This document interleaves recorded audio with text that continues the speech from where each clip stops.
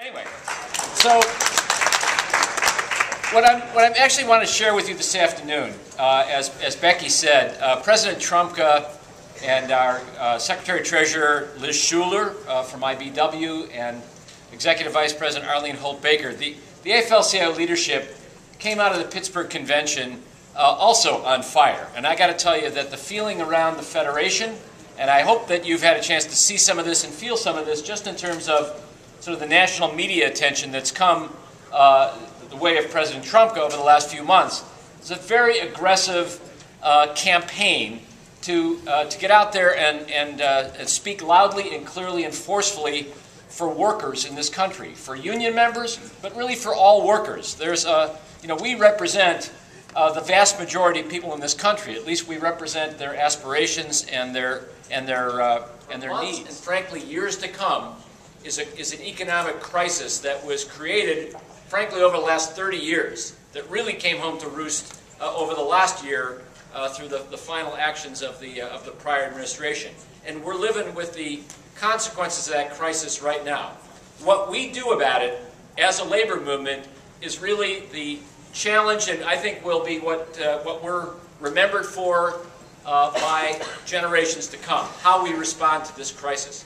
So what I'm going to share with you here for just the next few minutes is a presentation that it's not me giving a presentation to you, it's frankly sharing a presentation that we hope each one of you will take back to your labor council, your local union, make this very same presentation.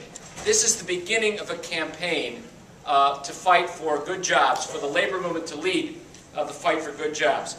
Basically, it's important as you're making this presentation, and I'm going to sort of assume I'm talking to a room full of organizers.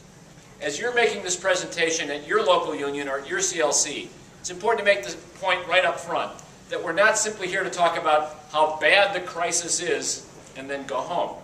That's not what it's about. Things are very bad, and frankly, they're going to get possibly worse. And even by the most optimistic forecasts, unemployment in this country is going to be sky high for years to come. This is the beginning. This is not the end of this campaign. This is very much a beginning point. So if you open up the packet, I think it's under tab 1. It's basically, you'll find the first 7 or 8 pages are simply a copy of the slides that you put up, right? So I don't need to go through all those pictures again. Pages here are the slides that demonstrate sort of what the crisis is. Everybody has been touched by it. Either yourselves, your family members, your community.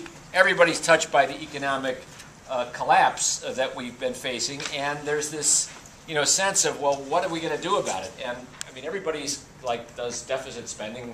You buy a house, right? You get a mortgage. You do deficit spending, and you pay it off over time because it's an investment.